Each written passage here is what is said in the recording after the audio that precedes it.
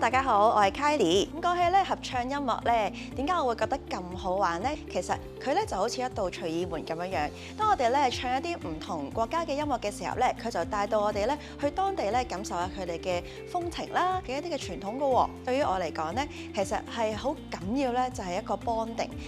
咁第一咧就係你同個音樂嘅聯繫啦。Summer Portal 裏邊咧，我哋喺合唱課程當中，我哋會學到啲咩呢？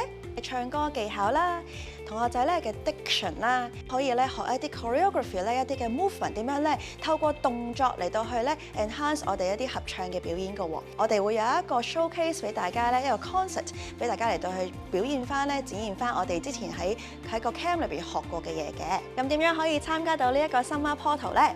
其實好簡單㗎咋，你只係需要咧通過一個試音就得㗎啦，你唔使咧要有好多嘅合唱經驗。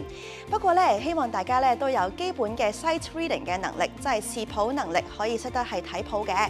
我哋咧一齊喺7月見，我哋一齊感受下合唱帶俾我哋嘅力量啦！